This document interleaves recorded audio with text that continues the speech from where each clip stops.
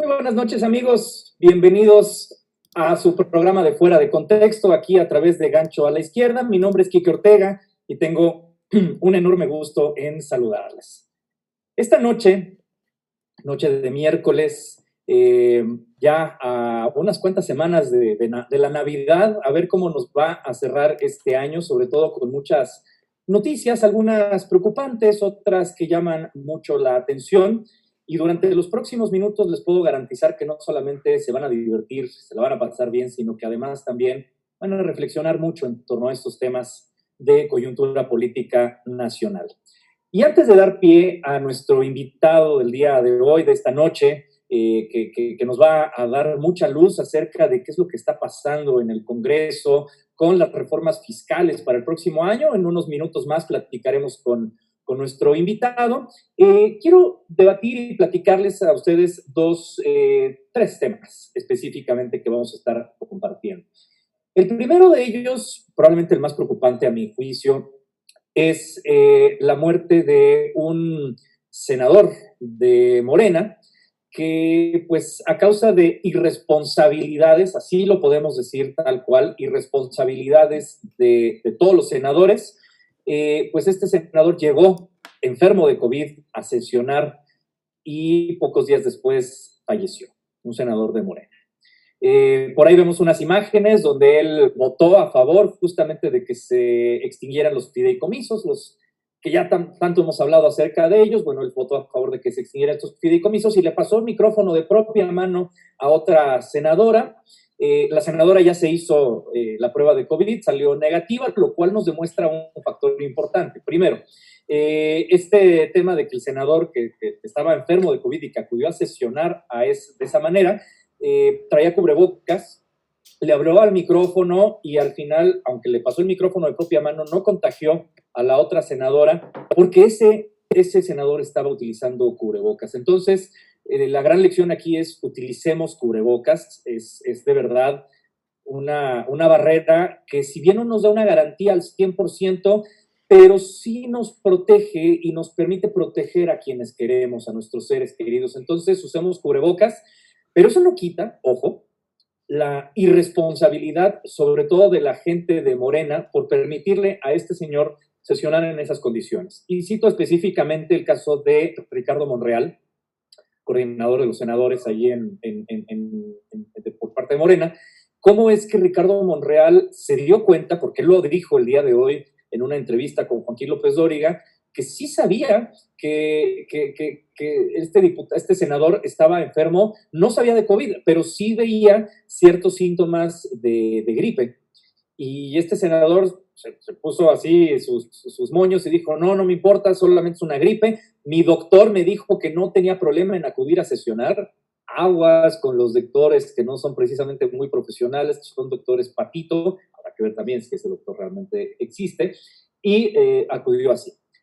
Señores, si ustedes tienen cualquier síntoma, escurrimiento nasal, tos, algún tipo de calentura, todos los síntomas que ya conocemos de COVID, así parezca una gripa normal, no hay que salir, no hay que arriesgarnos. Este señor, de manera muy irresponsable, acudió supuestamente a trabajar, al final terminó su voto perjudicándonos a todos los mexicanos, pero pues imagínense el foco de infección que podría haber sido. O sea, basta con que este señor se haya quitado el cubrebocas unos cuantos minutos en algún momento, en el baño, en donde fuera, en la entrada, para que probablemente alguna persona, cuando él no traía cubrebocas, se pudiera haber contagiado. No hay que ser irresponsables, estamos en medio de una pandemia, a diferencia de cómo está pasando en otros países. En México no hay un rebrote, porque en México nunca ha disminuido el problema que estamos viviendo del COVID-19.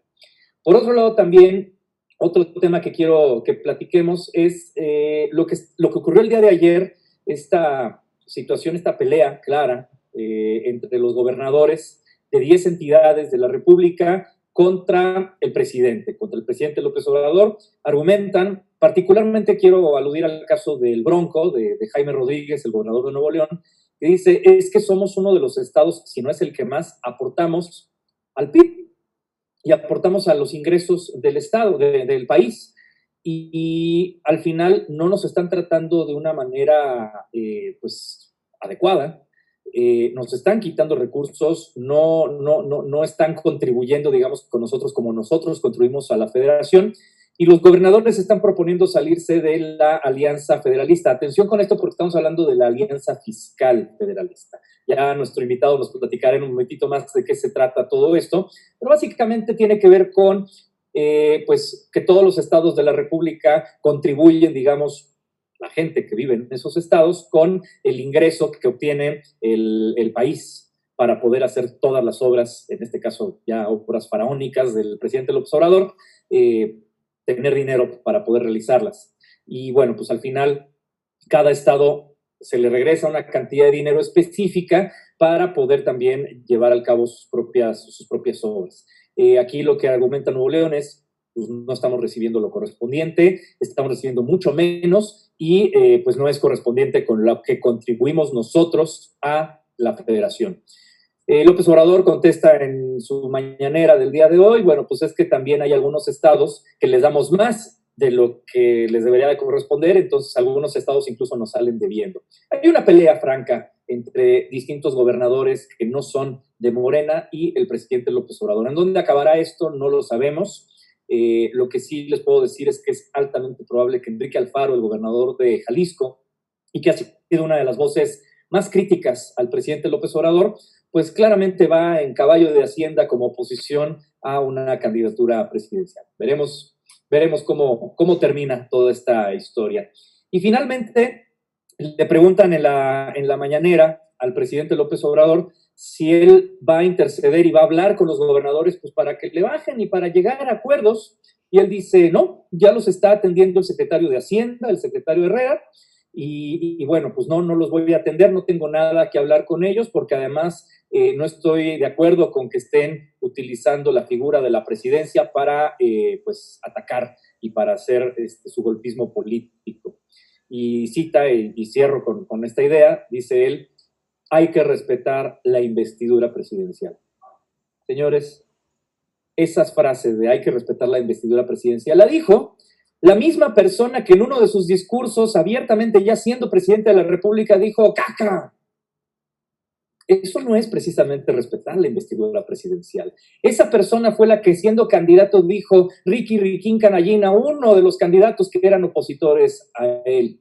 Ese mismo fue el que ya siendo presidente le dijo borolas al expresidente Felipe Calderón. ¿Eso es respetar la investidura presidencial? Cada quien tendrá su propia opinión al respecto. Al final, pues insisto, todos somos mexicanos, todas las decisiones que toma el gobierno actual nos perjudican o nos pueden llegar a perjudicar, como algunas otras personas, por supuesto, también las pueden llegar a favorecer. Es el caso de los militares, con pues ya la aprobada militarización en algunas cuestiones en el país, la apropiación de los puertos por parte de la Secretaría de Marina, muchos más recursos y muchas más labores de injerencia nacional que va a tener el ejército.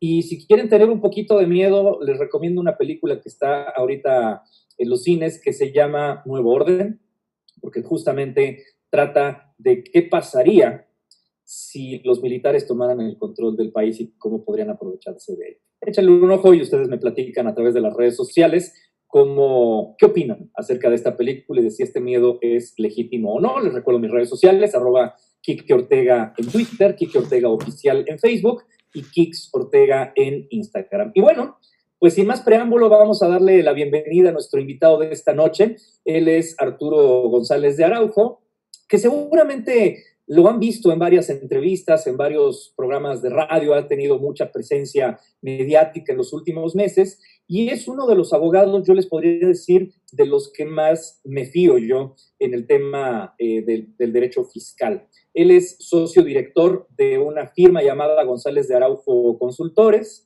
y vaya, pues yo creo que es una de las personas que mejor nos pueden explicar qué es lo que está pasando y cómo están estos cambios en cuanto a temas fiscales al respecto de la federación y cómo nos afecta, sobre todo el día de hoy en mis redes sociales. Yo les decía, este programa les va a servir mucho a ustedes que pueden a lo mejor ser emprendedores, ser empresarios, y se ha escuchado mucho de este tema de si la Secretaría de Hacienda pues está aplicando terrorismo fiscal o no lo sabemos, pues para obtener más recursos y más recursos, que a lo mejor hasta la extinción de los fideicomisos tiene que ver justamente con este tema de tener dinero para poder solventar las construcciones, los elefantes blancos que está haciendo el presidente López Obrador. Bienvenido, Arturo, muchas gracias por estar aquí con nosotros. Monse, no sé si Arturo nos está ya escuchando. Ahí estamos. Bienvenido, Arturo, qué gusto verte, qué gusto saludarte. ¿Cómo te va? Muy buena noche. ¿Qué tal, Enrique? ¿Qué tal? Buenas noches. Muchas gracias por la invitación y gracias a todos los que nos están viendo el día de hoy. Arturo, bueno, pues si escuchaste ahorita esta breve introducción que estuvimos platicando acerca de los temas fiscales y cómo es que la federación tal vez requiere de hacerse de recursos vastos para poder implementar todos los planes que tiene, el nuevo aeropuerto, Dos Bocas, ahora este tema de solventar la vacuna contra el COVID-19 que pues no va a ser para nada barata.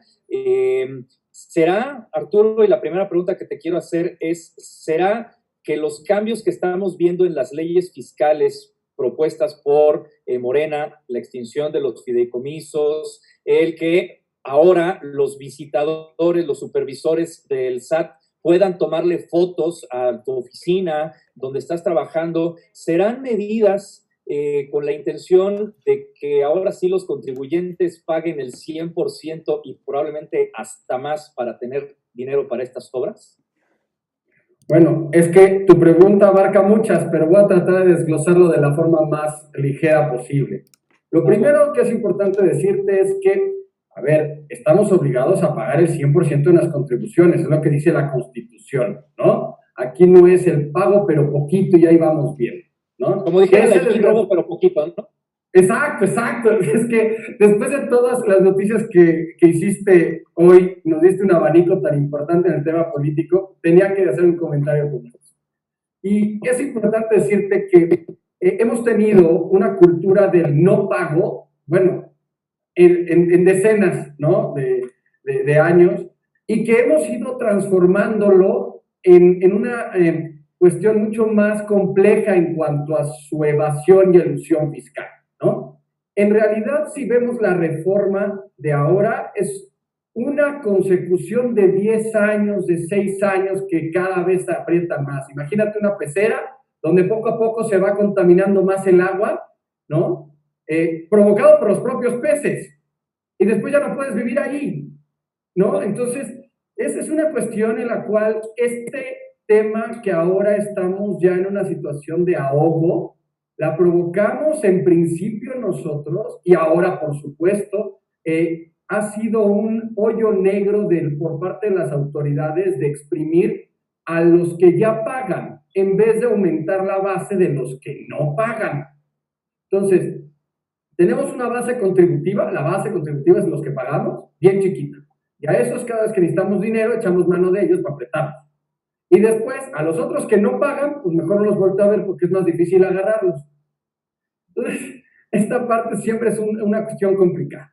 En ese sentido, es importante decir que sí hay políticas que están intentando agarrar a los que no pagaban, ¿no? Esta parte que tiene que ver con la evasión fiscal o llamados EFOS, ¿no? Son las factureras.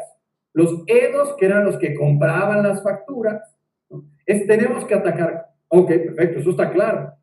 A veces el problema es que pagan justos por pecadores. Y entonces en las diversas reformas, sobre todo en los últimos 3 años, por ponerlo así, hemos tenido hasta limitaciones en compensaciones, norma antiabuso, esquemas reportables, que la razón de negocio. Entonces el SAT tiene una cantidad de facultades que ahora hasta te toman fotos, vas a tener que estar bien peinado cuando te vayan a revisar. Entonces, esta parte acaba siendo un tema fundamental para poder definir si hay terrorismo fiscal o no, ¿no? Creo que en ese sentido, y para poder concluir con esta primera idea, déjame decirte que si yo voy a la definición más clara, terrorismo es un miedo intenso, es una violencia ejecutada para infundir terror. Cuando hablamos de la parte fiscal, entonces hablamos del erario, del tesoro público, ¿no? Hay la parte que tiene que ver con la recaudación de impuestos. Es por ello que el tema del terrorismo fiscal se asume cuando se busca cobrar impuestos por medios coercitivos o de hostigamiento. Te pregunto a ti, Enrique, ¿te suena? Me suena un poco cercano en algunas ocasiones, con algunos clientes, sí, por supuesto, ¿no? O sea, de algún modo, a ver, vamos a ir a la definición coercitivo, ¿no? ¿Cómo lo entendemos? O sea, ¿nos están haciendo manita de puerco para obligarnos Pero a no solo pagar? manita de puerco, sino que además te publico cuando te agarro. Exactamente, ¿no? Ah, pero es que soy presunto, ¿no? No. Es correcto. Ahora, déjame decirte una cosa que me parece importante y que para poder aclarar también todo lo que se ha dicho, porque ahora el problema que veo es que se politiza hasta lo que no es político, ¿no? Y eso ya es un decir. Y cuando hablamos de la parte fiscal, hay una cuestión técnica bien importante. Hay incluso una tesis, hay un criterio del Poder Judicial de 2016. O sea, imaginemos que estamos 4 años atrás y para que haya salido una tesis, pues tira juicio para atrás, ¿no? Claro. Te dice que las fotos y los videos deben estar debidamente fundados y motivados dentro del acta. O sea, quiere decir que el SAT ya lo hacía hace mucho tiempo. Pero no estaba en la ley. No estaba en la ley, eso es diferente. Entonces, la situación para acotarlo es, el domicilio del que se refiere el artículo 45 habla del domicilio fiscal, no habla de tu casa de fin de semana, ¿no? Entonces, vamos empezando a dimensionar esta parte. Entonces, claro, llegan aquí a mi oficina, ¿no? Me tocan la puerta, ok, pues voy a tomar fotos y video para que vean que aquí estás. Que así empezó la historia, ¿no? Porque mucha gente tenía domicilios fiscales que era un terreno baldío perdido en la casa del Quinto Pino. Y resulta que facturaba 500 millones de pesos. O sea, a ver, ¿no? Y con el respeto que me merece, una persona que de milagro o no sabía hablar español, en ocasiones se detectó esto, facturaba 500 millones de pesos. Claro. O sea, era una barbaridad. Lo llegamos a ver por ahí en algunos gobiernos, ¿no? Algunos proveedores de gobierno que facturaban no sé cuánto dinero para hacer una carretera y pues veías el domicilio fiscal y era un terreno baldío. Ni siquiera había una persona que apenas alcanzaba a hablar español. No había nadie. No había nadie, ¿no? Entonces, ahora, el problema es que nuevamente, imagínate que ante toda acción hay una reacción en la misma proporción. Entonces, lo que sucede es que de estar en el mar de la impunidad total, quiero apretar, y no es en sí mismo lo que contiene la norma, sino el acto de la autoridad. Si no está justificado, que en este caso se llama fundar y motivar, fundo en la ley y motivo en el hecho, ¿no? Te digo por qué lo estoy haciendo. Si no lo hago así, entonces caes en un tema de ilegalidad o inconstitucionalidad en su caso. Entonces, con esto te quiero decir que el terrorismo fiscal debemos diferenciarlo entre que tengas que cumplir con tu obligación, que eso es a fuerza, ¿no? Y el incentivar por miedo al decir, es más, ya no quiero hacer el negocio porque me sale peor ponerlo a no ponerlo. Porque entre multas, recargos, los servicios, porque esto no hemos hablado, ahora es una contabilidad. Claro. Un expediente de este tamaño para decir, presenté 2 facturas. ¿No? Claro. Esta parte es la línea muy delgada que podríamos decir sobre el terrorismo fiscal. Pero, a ver, Arturo, acabas de tocar muchos puntos sensibles, ¿no? Mencionas, por un lado, pues sí es una realidad, había mucha evasión fiscal, se ha dicho históricamente esto que mencionas, ¿no? Es que, ¿por qué nos están ahorcando cada vez más a los que sí pagamos impuestos y por qué no voltean a ver a los que no pagan? Bueno, pues mucho de ello también explica lo que dices de que, pues, es la politización, o sea, son votos, ¿no? Y seamos honestos aquí, o sea, son personas que les conviene de algún modo que no paguen impuestos a cambio de un voto. Pero, ¿qué pasa en el caso específico de las fotografías? Es cierto, sí, había personas que llegaban a un terreno baldío y que resulta que ese terreno baldío, quien estuviera ahí, facturaba 500 millones de pesos al año, sí, pero está el otro lado de la moneda. El que sí tiene su domicilio fiscal de manera correcta, el que ha pagado de manera adecuada lo que la ley le marca, y de todos modos, el visitador del SAT toma fotografías porque está facultado para ello. Ahorita nos platicarás si es en todos los casos. Está facultado para ello. Y entonces, ¿para qué quieren esas fotografías? Para que en el caso, no lo sé, y esto quiero que me lo digas, si esas fotografías es para demostrar que tienes algo, que tienes objetos que en dado caso podrían utilizarse, digamos, para enajenarlos y poder sacar de ahí lo que debas en algún momento de contribuciones, o para qué querrían esas fotografías, más allá de mostrar si el domicilio fiscal es real o no. ¿Qué sentido tienen esas fotografías? Ok, es bien importante y creo que aquí vamos a tener que aclarar otra cuestión, que las cosas en el SAT no son instantáneas, ¿no? Lo primero es que, como te comentaba, la propia resolución y la tesis nos dice que tiene que estar realmente fundado y motivado. Si no lo está, es decir, en el acto en el cual llega, toca la puerta del dictador y te dice, oye, que ya llegué, vamos a ver cómo estás, ¿no? Préstame tu contabilidad y lo que sea, ¿no? Cualquiera que sean los ejercicios de facultades de comprobación, lo que va a suceder es que tú vas a tener el derecho de impugnar y anular el acto de autoridad. Y aquí hay un tema bien interesante, porque en esta semana, me parece que fue en esta semana, Buenrostro, la jefa del SAT, estaba diciendo que había que tener cuidado con estas propias facultades. Y ella misma empieza a acotar un poco sobre el qué van a hacer sus visitadores. Y la razón es esta. Cuando yo te doy demasiadas atribuciones a ti, autoridad, para que las hagas de manera subjetiva, estás a un pelín de ser inconstitucional todo lo que hagas. Y eso lo que sucede es que a veces dices, pues tira, tómame las fotos, video a mí en traje de baño. No está justificado. Y si no está justificado, te voy a anular la resolución.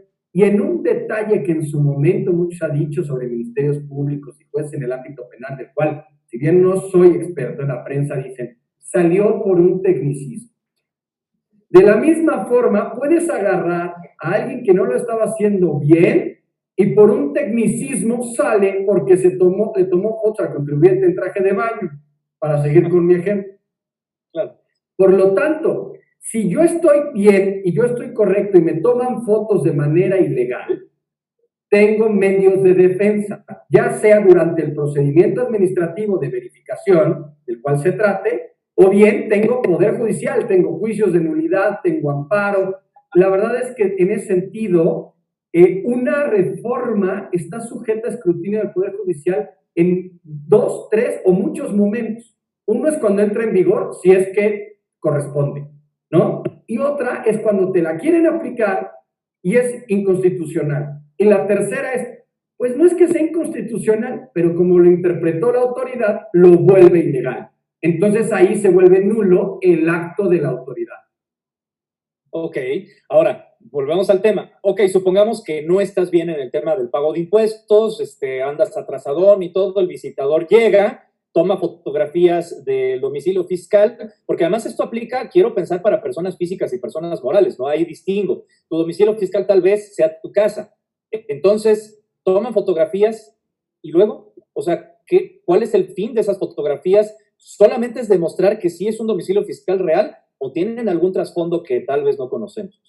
Fíjate que aquí hay un tema que siempre se verá cuando está en aplicación la ley, ¿no? Las preguntas y en las diferentes mesas redondas, la verdad es donde uno empieza a discutir cuál es el alcance, y en el mundo del abogado a veces nos fumamos unas palmeras extraordinarias, ¿no? Entonces, tratando de llevarlo a un mundo mucho más práctico, si va a ser solo para poder detectar que existe, si va a poder detectar que existe y que es el cumplimiento del objeto de la sociedad o de tus obligaciones fiscales.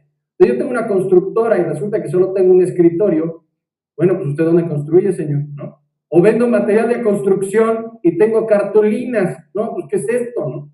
Entonces, este tipo de cuestiones te llevan a la parte de las obligaciones. Y finalmente un tema de discrepancia fiscal, que esa me parece en lo particular que no llevaría a una causalidad. Si yo tengo un Tamayo, un Rivera o un Dalí en mi casa, no forzosamente es mío. Me lo pudo haber dado mi mamá, me lo gané en una rifa y lo declaré, por ejemplo, ¿no? No es que yo tenga ingresos para ganarlo mientras lo haya declarado. O sea, aquí sí tienes un tema que si la discrepancia fiscal podría determinarse por fotos y videos. Me parece que más bien está encaminado a si tienes los medios para poder llevar a cabo tus operaciones y el giro que tú tienes como empresa o como persona física. Pero eso es lo que yo creo que debería pasar. O sea, eso... ¿Quién sabe? Que en México... O sea, ya cuando llega la autoridad es cuando me llaman por teléfono, vemos qué es lo que hicieron y vemos cuántos juicios presentamos. Pero si lo vemos como en una motivación racional del para qué sirve, es para que me digas qué eres tú, a qué te dedicas y que aquí estás. Ahora, Arturo, de los temas también que tocaste en la respuesta anterior, mencionabas, dices, bueno, pues es que las declaraciones fiscales de repente es un tambache this big, ¿no? Y de repente se vuelve muy complicado. A ver, la pregunta es concreta. Tú eres abogado, experto en temas fiscales, tienes además en tu despacho un área contable. ¿Por qué es tan difícil pagar impuestos? O sea, ¿por qué es tan complicado y por qué todas las personas nos vuelven locas cuando todo tendría que ser tan fácil como cuánto debo, cuánto gasté, cuánto hay que pagar y ya? ¿Por qué es tan complicado? Mira, te voy a hacer primero la respuesta más concreta que me pediste, para que yo tenga trabajo, Kike. Claro. ¿No? Esa es la primera. No, pero si lo trato de aterrizar de la mejor manera, es primero, creo que hemos tenido una sobreregulación. Hemos perdido la idea de que la contribución es autodeterminada, es decir, tú mismo dices cuánto ganaste y cuánto gastaste. Han puesto tantos candados que ahora es una barbaridad, más allá del que ya es difícil, ¿no? Porque si no, los contadores tengo que me van a golpear. Es muy difícil hacer los cálculos y las amortizaciones, el tema financiero. Toda esta parte es en sí misma compleja, ¿no? Segunda parte, cumplir que existe tu proveedor y esto se empieza a tornar todavía más complicado. ¿Por qué? Porque ahora tienes regulaciones que necesitas la famosa materialidad. Necesitas la razón de negocio. ¿Qué es materialidad? Hoy en día no solo necesitas la factura, que por lo menos antes decías, aquí está mi factura y listo. No. Tienes que justificarlo todo. El contrato, el entregable, por qué lo hiciste, que tenga razón de negocio. Es decir, ¿por qué ayudó a tu negocio esa toma de decisión o esa compra? Porque si no, pierde razón de negocio. Después, hay incluso normas que dicen, oye, ¿y por qué hiciste tantos actos? ¿Por qué subcontrataste a 3 para llegar al producto? Pudiste haberlo hecho en 1. Por lo tanto, ya no te considero que fuera así, sino que pulverizaste el ingreso.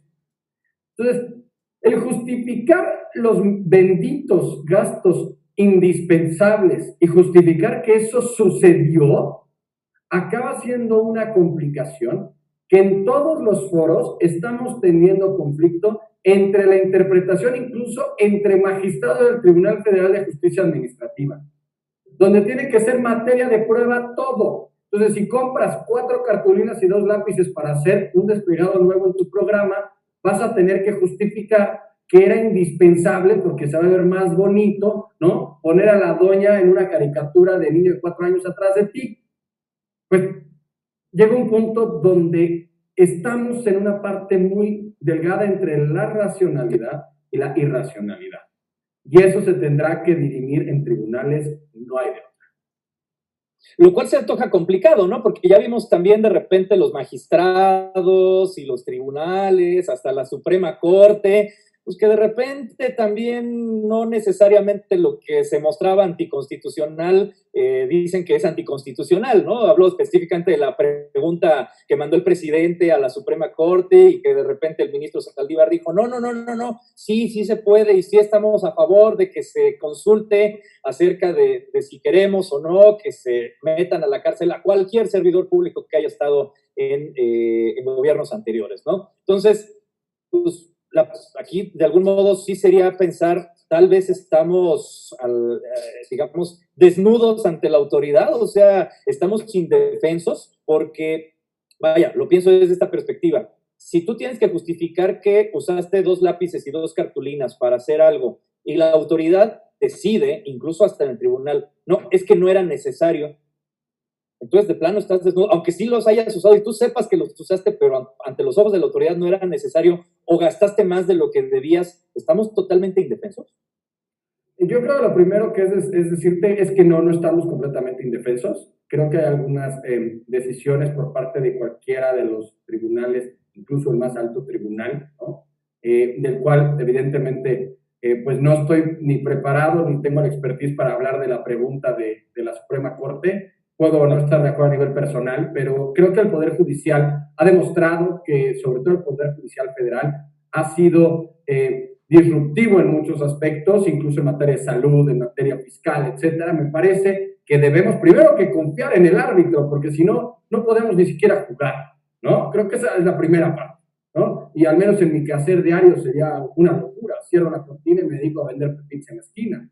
Creo que es importante que además confiemos, además de los criterios, efectivamente en las interpretaciones de la regulación. Porque aquí déjame decirte otra cosa. Una cosa es que yo te defienda sobre un criterio del cual podemos no estar de acuerdo. Y otra cosa, y que es fundamental, y esta parte ahora sí que para todos los que nos están viendo el día de hoy, tenemos que tener en la cabeza la palabra prevención, la palabra compliance, la palabra cumplimiento de procesos. Si yo me acerco a quien sabe de esto y hago un programa de cómo voy a solicitar a mi proveedor que me mande la factura, ya es más fácil a que me hablen y me digan, ¿qué crees? Tengo al SAT aquí afuera. ¿No le abro? No, pues no, como que no le abres, pues ya te tocaron, ¿no? No hay nadie. Exacto, o sea, pones un letrerito, ¿no? Que me dijo mi mamá que le dijera que no estaba. Entonces, me parece fundamental que antes de que te llegue la autoridad, existe un articulito que te da la posibilidad que te autocorrijas. Es el momento de autocorregirte, porque si te esperas a que te lleguen auditorías electrónicas, revisiones de gabinete, etcétera, etcétera, que eso sí debemos decir, y un armamento espectacular como nunca en la historia, ¿sabes? O sea, si hoy en día tú sacas una pistolita, él tiene una bazooka. Entonces, ¿para qué te vas a pelear con Sansón? Es el momento correcto de hacer una prevención y te vas a dar cuenta que no era tan complicado. He tenido clientes en la oficina que cuando hacemos la planeación, no fiscal como se entiende de lo que hacían algunos personajes, ¿no? Sino planeación estratégica, corporativa. A ver, ¿cuánto ganas? ¿Dónde quieres estar en 5 años? Y proyecta. Te das cuenta que la regulación sí tiene ayudas en cuanto a deducciones, amortizaciones, y que andarle pagando a la gente de manera ilegal, después, ¿qué haces con el dinero? ¿Lo metes abajo del colchón? Ni historial crediticio tienes, Enrique. Sí. No tienes, no es viable. Entonces, primero, no estamos en estado de indefensión, pero lo que se necesita es que se nos den las armas para poder ir al tribunal y decirle, SAT, no estoy de acuerdo contigo, yo tengo razón y aquí está. Porque además, y nada más para concluir, hay mucha regulación incluso a nivel internacional que nos permite sacar comparaciones, decir, oye, lo que tú estás haciendo no funciona, ¿no? Está mal considerado. Y ahí el Poder Judicial te dará razón. A ver, Arturo, de este tema, y voy a regresarme a lo primeritito que dijiste, entendiendo que entonces si tú planeas de manera correcta los gastos, las inversiones, las ganancias incluso de tu negocio, tienes la prospección de en 5 años dónde quieres estar y todo, pues pareciera que todo está en orden, que todo está adecuado. Pero vemos a la gente asustada. No sé si es sobreasustada, pero la vemos asustada.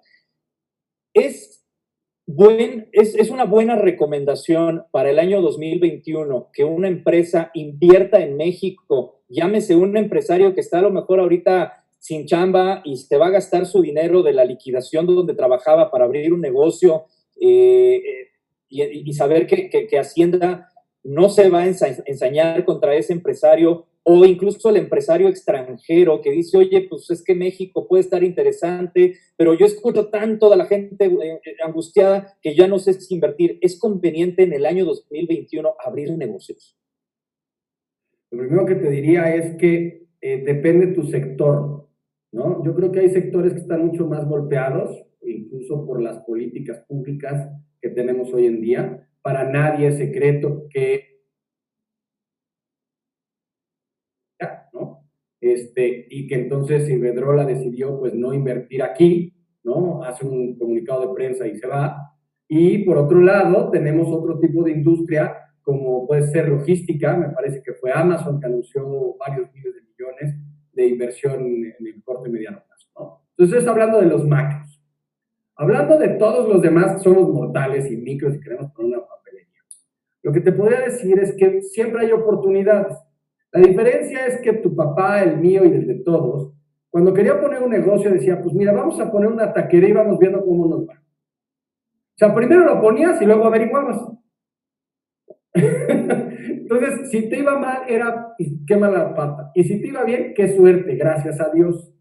Y entonces le dejabas como a Tlaloc, ¿no? El destino de tu negocio. Esa parte es la que tenemos que evolucionar. Porque si tú haces un buen análisis estratégico y haces un FOD y haces una plaza estratégica y tal, no se garantiza el éxito, pero se... Entonces, en ese sentido me parece importante y que en el 2021 vamos a tener una, no creo que el crecimiento sea una UV, como se dijo en algún momento, pero vamos a regresar a ciertos caminos, ¿no? Y esos ciertos caminos siempre dan oportunidad. Yo lo que te diría es que tenemos que ser mucho más cautos en nuestras inversiones. Eso está claro. Que tenemos que hacer un análisis sobre el cumplimiento de tus obligaciones, no sobre el tonto es el que paga impuestos. Si en tu análisis de rentabilidad no sale para pagar impuestos, no es negocio, porque te estás quedando con el dinero que no es tuyo. Entonces, esta parte me parece más bien fundamental que hoy, el primer inicio, tengan ustedes una palabra que es importante, que es inversión semilla. Tengan ustedes un monto, el que ustedes consideren de inversión semilla, para que ahí puedan decir, aquí voy a meter un asesor contable, un asesor jurídico, un asesor de marketing. Por lo menos agarren estos tres. Ya con eso, por lo menos tienes el ABC, ¿no? De vamos a arrancar. Si arrancan sin, o sea, que les falte uno de esos tres, van a llegar muy probablemente y desgraciadamente a la estadística de 8 cada 10, ¿no? Que van al cementerio de las empresas. De acuerdo. Sí, mira, al final nosotros tenemos que estar bien conscientes de que a lo mejor durante los primeros meses o incluso años, algunas voces aluden que los primeros 2 años pues no son de ganancia de un negocio, por tanto tienes que tener un sustento que te permita vivir o mantener tu estilo de vida aún sin tener ingresos, ¿no? Y aún así seguir invirtiendo en el negocio, ¿no? Pero pues es una realidad que no aplica para la gran mayoría de los microempresarios, y comienzo por el tema del que decías, la taquería, la papelería. Pues el señor necesita tener recursos ya, ahorita, y de repente si tenemos este tema donde el SAT, pues sí tengo que pagar impuestos, pero entonces ya no hay estímulos para los microempresarios como en su momento los hubo con Felipe Calderón, desconozco si ahorita los hay o no, pues entonces no sabemos si es tan conveniente abrir un negocio o mejor seguir siendo godín. Aquí la pregunta que te quiero hacer es, tú, por ejemplo, ¿cuáles serían esos 3 consejos, más allá de la inversión semilla, cuáles serían esos 3 consejos para disminuir el riesgo para un microempresario, una persona que va a poner un negocio en 2021, está coqueteando con esa idea? ¿Qué tiene que hacer para decir sí va a funcionar? Por lo menos tengo mayor garantía de 3 cosas. Bueno, lo primero es que tú debes considerar tu inversión inicial. O sea, ¿cuánto te va a costar arrancar? Agarras el teléfono y eso es una papelería, pues no sé cómo se llama, pero le marcas a Kimberly Clark y le dices, oye, ¿cuánto me cuesta el pliego de cartulina? Pues 10 centavos. Bueno, después tienes que sacar cuánto te va a costar comprar esas 10 cartulinas, 15 gomas, etc. Porque si no vas a llegar con un inventario de este tamaño, no vas a pasar, o sea, los niños de la escuela no te pueden comprar, ¿no? Después de eso, tienes que considerar si lo vas a atender tú o no. Y esta es la frase sacramental. Ustedes se tienen que pagar. No vale decir, como lo hago yo, me lo quito del costo. Porque, señores, ¿de qué van a vivir? O sea, esto es bien fácil. Me salgo del godinato, ¿no? Y eso me ha pasado en un par de ocasiones cuando estamos haciendo este tipo de consultorías. Dice, no, no te preocupes, mira, ya le dije al constructor que no me ponga el azulejo. Lo voy a poner yo. Ajá, y luego, pon tú que sepas ponerlo, que de suyo ya es difícil, te va a quedar chueco. Pero bueno. Exacto. Es que ese tiempo que tú le dedicaste a poner el azulejo, era un tiempo que tú debiste cobrar, es tu trabajo, ¿no? Este tiempo se llama costo de oportunidad. ¿Cuánto necesito para poderme mover? Entonces, ustedes fíjense un sueldo, de acuerdo al mercado y tal. Entonces, ustedes van a hacer una proyección a pagar a 6 meses. Todo, incluyéndose ustedes. Porque si no, el problema de la mayoría de los godines que salen para ser emprendedores es que regresan al godinato de sed y hambre. ¿Por qué? Porque ustedes se disminuyeron sus propios costos cuando tienen ritmo de vida. Y eso lo primero que va a suceder es que no puedes cobrarte. Y si no puedes cobrarte, ya te hablaron de las tarjetas, ya te hablaron de la renta, el coche ya lo debes, no hay para gasolina. No es negocio. No, pues es que no le diste el tiempo. Necesitas un ahorro para 6 meses de tu paga. ¿Son tus ahorros? Sí, claro, pero te tienes que ir pagando tú, porque tienes que vivir. O si haces eso, tus posibilidades de éxito aumentan mucho. Y finalmente, tienes que entender la demanda del cliente. No te enamores de tu producto solo porque es precioso para ti. Porque a mí me puede gustar el morado, pero a la gente no le gustan los coches morados. Les gustan los rojos, los negros y los blancos. No vendan coches morados. Mejor en su caso, cómprense un coche, lo pintan de morado, salgan a la calle, pásenla bien. Pero eso no es claro. Claro, totalmente, ¿no? O sea, no porque sea tu bebé todo el mundo lo tiene que ver bonito, ¿no? Como por eso mejor dices que está chistosito. está chistosito, exactamente. Se nos está agotando el tiempo. Ahí como lo ven a este señor que están viendo aquí en pantalla, tiene su propio programa también, todos los lunes a través del portal de 8:30. Me gustaría rapidísimo, Arturo, en un par de minutos, si nos pudieras platicar de qué trata tu programa y qué podrán encontrar nuestra audiencia en ese evento. Ah, mira qué grata sorpresa, no lo tenía previsto. Sí, también le damos estas cosas de las plataformas. Tengo el programa ABC de empresa y básicamente creo que me diste un paseo por lo que hacemos el día de hoy. Nosotros lo que hacemos en ABC de empresas es generar a través de nuestro día a día las necesidades que vamos encontrando desde microempresarios y a veces incluso hasta grandes empresas, detectar dónde está la problemática y vamos buscando a expertos que nos ayuden a aclararlo en castellano. Es muy difícil hablar en mercadotecnia, en medicina, en abogacía, en cualquiera de sus carreras se darán cuenta que hablan arameo para el resto. Lo que hacemos es una traducción para cualquiera de los que nos dedicamos a cualquier otra cosa, para que puedan ustedes no solo sobrevivir en momentos complicadísimos como el que tenemos en este año, sino que encuentren nuevas oportunidades, se puedan generar negocio y que efectivamente ustedes puedan tener una visión más amplia de lo que puede ser su negocio. Buenísimo, es a través del portal 8:30, búsquenlo ahí en Facebook. Arturo, tus redes sociales para que la gente que le interesa de repente este tema de las asesorías, que quieren coquetear con la idea de construir una nueva empresa, ¿en dónde te encuentran? Mira, tenemos primero una página web que es gonzalezdaraujo.com, por correo electrónico siempre estamos a sus órdenes, clientes@gonzalezdaraujo.com, y nuestra red social, González de Araujo en Facebook y GACMX en Twitter.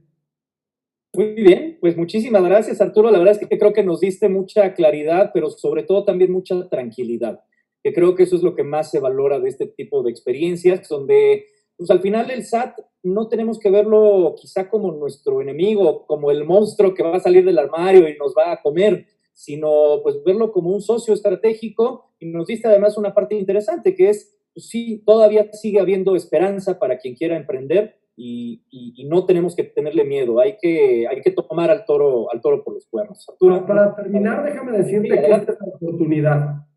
Cuando te avisan que va a venir el lobo, la oportunidad de arreglar tu recámara te va a dar la posibilidad de tener una mejor visión de tu negocio. Eso me gustó. Cuando te avisan que viene el lobo, puedes tú corregir el rumbo, ¿no? Para del poder negocio en sí tomar mismo. una oportunidad, tal cual. Amigos, les agradezco mucho. Arturo, te agradezco mucho también a ti estos minutos, esta sabiduría que nos compartiste. Esperemos que mucha gente te contacte. Y amigos, nos vemos la próxima semana aquí en Fuera de Contexto a través de Gancho a la Izquierda. No se lo pierdan. Recuerden que el próximo martes son las elecciones en Estados Unidos y el miércoles vamos a tener una mesa de análisis donde platicaremos de qué pasó, quién ganó y por qué ganó ese que ganó. Nos vemos el próximo miércoles, pásenla muy bien. Hasta la próxima semana.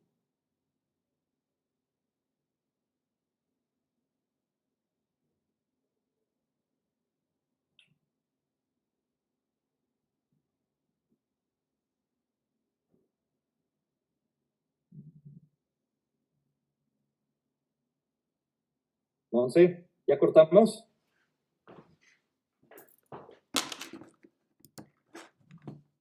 Ya estamos fuera.